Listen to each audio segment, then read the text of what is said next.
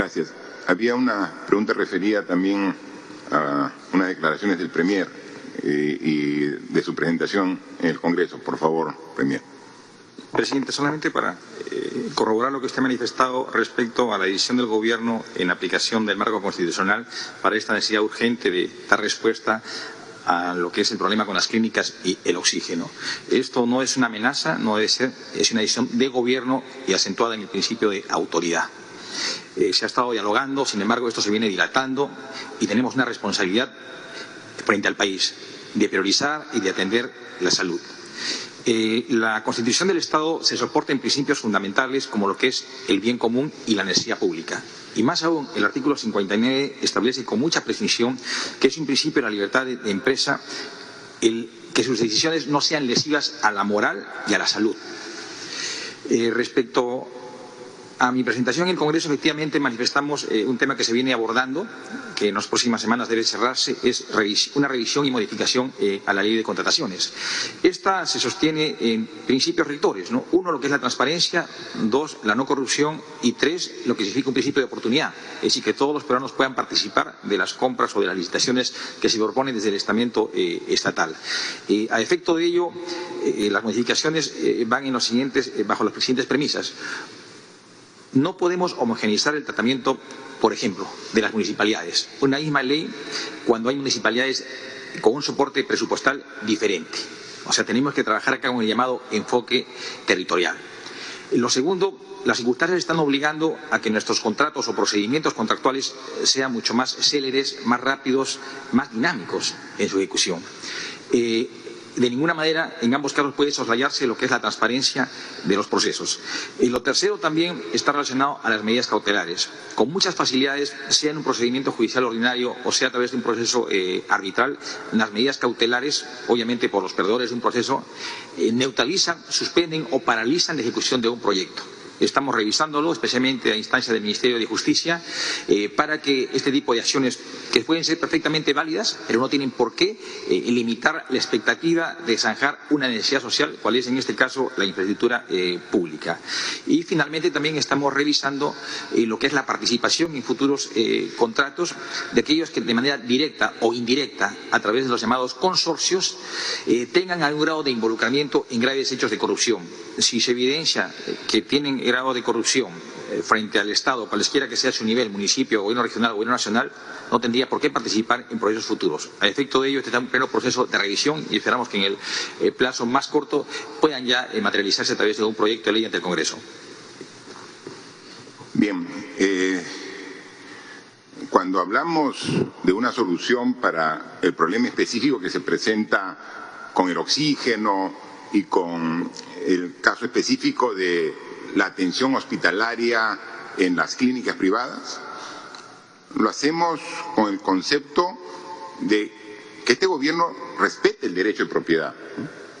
Pero ahora, en una pandemia, el bien común es la salud y la vida de las personas.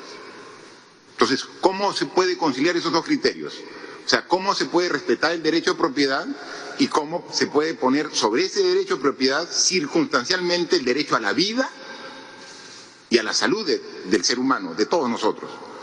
Por eso es que cuando decimos que hay un plazo y lo vamos a cumplir, es que esperemos que antes se llegue a un acuerdo, es que hay los mecanismos legales para poder garantizar el uso de esos servicios en bien de la ciudadanía.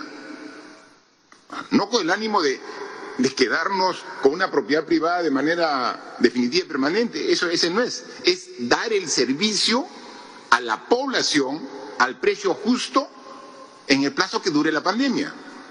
O sea, es ahora donde necesitamos. Entonces, hay medidas que tienen que darse en el corto plazo.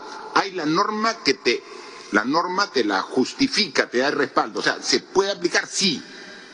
Porque el bien supremo es la persona humana. Y tenemos que ver. Y el derecho de propiedad se respeta. Damos el servicio en este periodo. Y obviamente después la propiedad, eso no se toca, pasando el periodo de la pandemia, ¿no? Entonces, para atender en este periodo. Pero también hay que pensar ya en el mediano y largo plazo. ¿Por qué estamos así? Porque tenemos un mal sistema de salud. sea, si tuviéramos un sistema de salud potente, no estaríamos requiriendo eso, entonces tenemos que cambiar. ¿Por qué estamos así? Porque tenemos un país de 32 millones de habitantes tan extenso, solo con 2 proveedores de oxígeno. No puede ser, pues. O sea, tiene que haber, o sea, ¿incentivamos la inversión privada? Por supuesto que sí, si es la base del motor de la economía la inversión privada, claro que sí, pero con competencia. O sea, que hayan diversidad de alternativas para que la población pueda escoger. Entonces, eso es lo que tiene que corregirse en el mediano y largo plazo. Pero ahora necesitamos el servicio y tenemos que esperar el acuerdo para que sea a precios razonables, ¿no? Y eso, tengan la seguridad que terminando esta reunión, el ministro de Salud está a disposición de sentarse para conversar, a llegar a un acuerdo, pero si no, hay las opciones que la ley nos da. Por favor. Quinta y última pregunta es de Radio Las Vegas de Mollendo, Arequipa.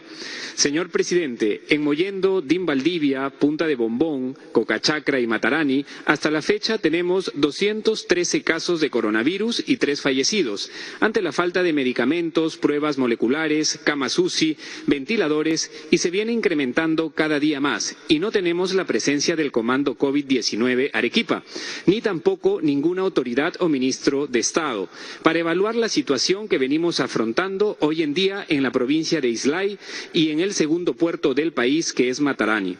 Asimismo, el bono universal familiar no ha cubierto las expectativas que usted manifestó, porque a la fecha hay más de 2 millones de familias que no han recibido el bono, lo cual obliga a la ciudadanía a salir y buscar el sustento diario, donde luego se produce el contagio.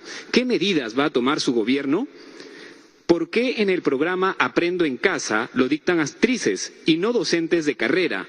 Al hacerlo un personaje público que no tenga títulos, denigra la carrera del docente y le resta importancia a dicho programa del Estado, que no llega a los sectores más alejados del Perú, y más aún la falta de una tablet que usted prometió. Bien, yo pediría los 3 aspectos que trata la pregunta de este importante medio de la provincia de Islay, en Arequipa, en Mollendo. Le responda el ministro de Salud, la ministra de Desarrollo e Inclusión Social y el ministro de Educación. Por favor. Señor presidente, al nivel de detalle en Islay es difícil de llegar, pero estoy seguro que lo que nosotros hemos enviado a Arequipa en términos de equipamiento, equipos de protección personal, medicamentos, insumos, pruebas, tanto las rápidas como las moleculares, además la infraestructura que estamos desarrollando en la zona es importante. De hecho, voy a transmitir esta preocupación por Islay al equipo que se encuentra en estos momentos en Arequipa y que viajó con el señor ministro de Agricultura en su última visita. Nosotros hemos enviado a casi 900.000 unidades de equipo de protección personal para ser distribuidos por el gobierno regional y el comando COVID de la zona a todas las provincias y distritos. Obviamente, el equipo allá localizado y el gobernador son los que deciden cuáles son las zonas más prioritarias que otras.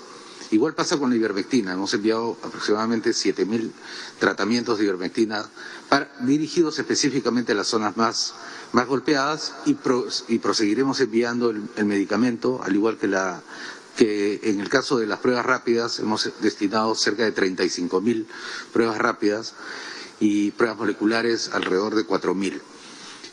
Específicamente a Islay, voy a trasladar esa solicitud al equipo que se encuentra en estos momentos trabajando conjuntamente con el gobernador regional. Gracias. Por favor, la ministra de Desarrollo e Inclusión Social sobre el tema del bono. Sí, sobre la provincia de Islay, en el distrito de Mollendo se han recibido 1.700 bonos, en Islay 7.000 hogares han recibido y en Arequipa 110.000. Y como efectivamente dijo el presidente, 5.3 millones de hogares lo han recibido a nivel nacional. Aún faltan 2 millones, como lo explicó, Esos 2 millones ya están en el Registro Nacional de Hogares y esta semana, o al máximo la próxima, ya se va a publicar el nuevo padrón de beneficiarios del último bono que conforma el bono universal, que va a llegar más o menos más de 7 millones de hogares en todo el Perú.